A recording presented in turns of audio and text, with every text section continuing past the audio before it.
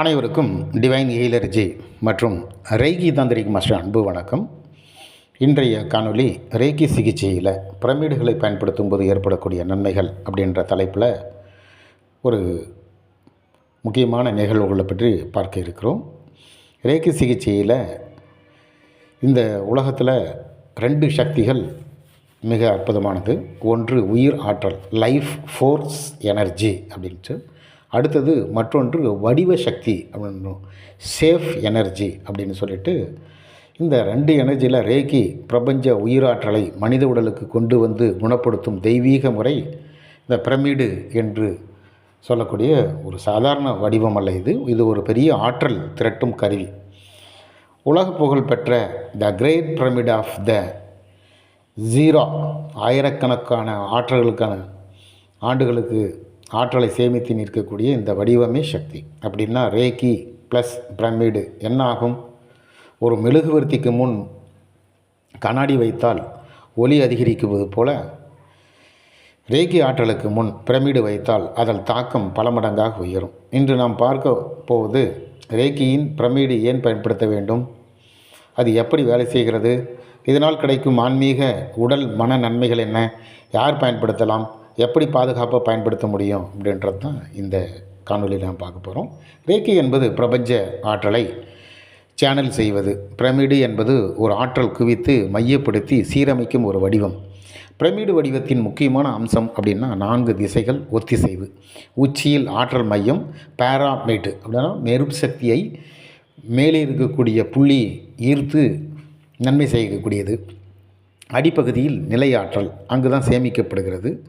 இது உடலில் உள்ள சக்கரங்களோடு இணைக்கவும் படுகிறது. ரேகி சிகிச்சையில் பிரமிடு பயன்படுத்தும் 3 முக்கியமான முறைகள் அப்படின்னு பார்த்தோம்னா, சிறிய பிரமிடு நோயாளி உடலின் மீது வைக்கிறது, இதய சக்கரத்தின் மீது, 3ஆம் கண் பகுதியில், வயிற்று பகுதியில் வைக்கிறது.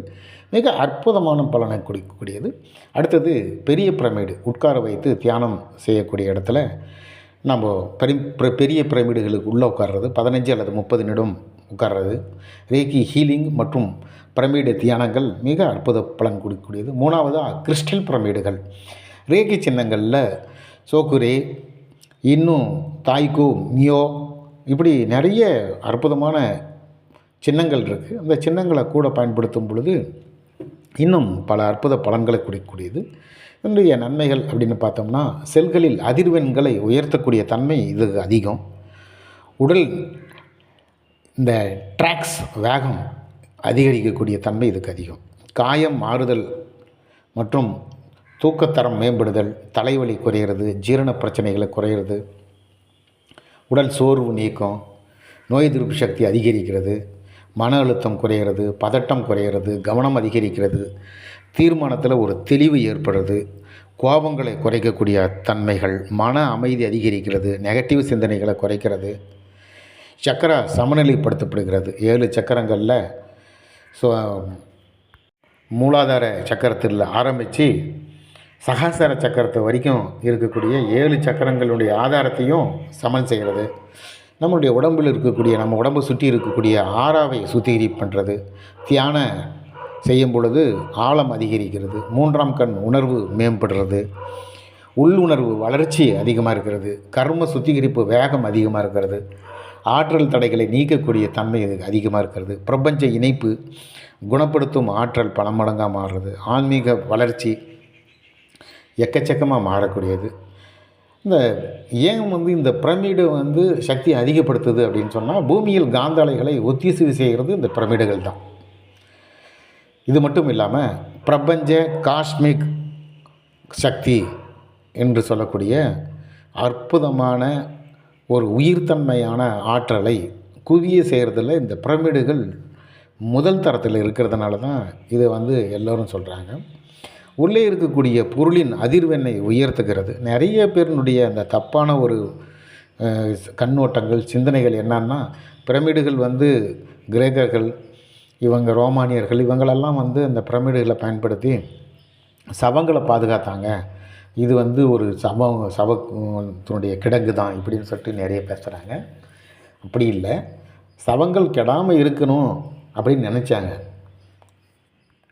தங்களுடைய முன்னோர்களுடைய சவங்களை வந்து கெடாமல் இருக்கிறதுக்கு என்ன வழி அப்படின்னு ஆராய்ச்சி செய்யும்போது ஒரே தீர்வு பிரமிடு தான் அப்படின்னு கண்டுபிடிச்சி அதனால் பிரமிடில் வச்சாங்க.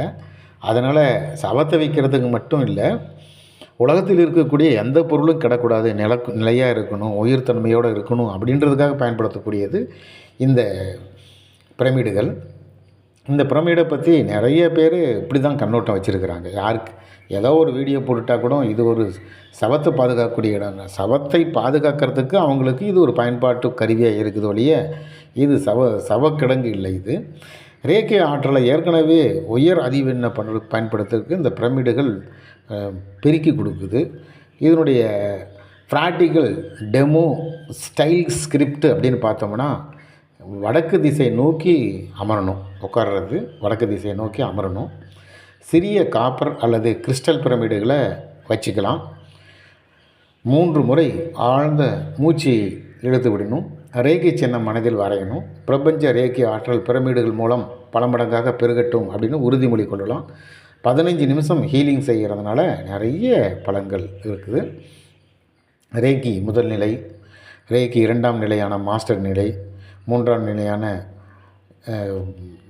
அதை விட சிறந்த நிலைகள், இவர்களெல்லாம் தியானம் செய்வது, ஆரா கிளிங்கிங் செய்கிறதுக்கு இது மிகவும் தேவைப்படுது. இதில் ரேக்கி என்பது ஒரு கருவியின் ஆற்றல். இது பிரமிடு என்பது பிரபஞ்ச வடிவத்தின் ரகசியம். இது ரெண்டும் சேரும் பொழுது உங்கள் கைகளில் ஒரு சாதாரண ஆற்றல் இல்லை, ஒரு மையப்படுத்தப்பட்ட உயர்ந்த அதிர்வெண்ணானது குணப்படுத்தக்கூடிய சக்தி அது நமக்கு கிடைக்குது. ஆனால் நினைவில் கொள்ளுங்கள், கருவி முக்கியமல்ல, உங்கள் நெஞ்சின் தூய்மை தான் இதுக்கு ரொம்ப ரொம்ப முக்கியம். நீங்கள் அன்போடும் பக்தியோடும் நம்பிக்கையோடும் செய்தால் பிரபஞ்சம் உங்கள் வழியாக வேலை செய்யக்கூடிய ஆரம்பிக்கக்கூடிய ஒரு நிலை தான். இந்த முறையை பயிற்சி செய்து உங்கள் அனுபவத்தை பகிர்ந்து கொள்ளலாம். இந்த வீடியோ இன்னும் ஆழமான ரகசியங்களை பார்க்கலாம். இன்னும் அடுத்த வீடியோவில் பார்க்கலாம். அன்பும் ஆற்றலும் உங்களோடு இருக்கணும் அப்படின்னு சொல்லிவிட்டு இந்த பதிவை நாம் நிறைவு செய்கிறோம். இந்த பதிவு பிடித்திருந்தால் சப்ஸ்கிரைப் மற்றும் ஷேர் செய்யவும். நன்றி, வணக்கம்.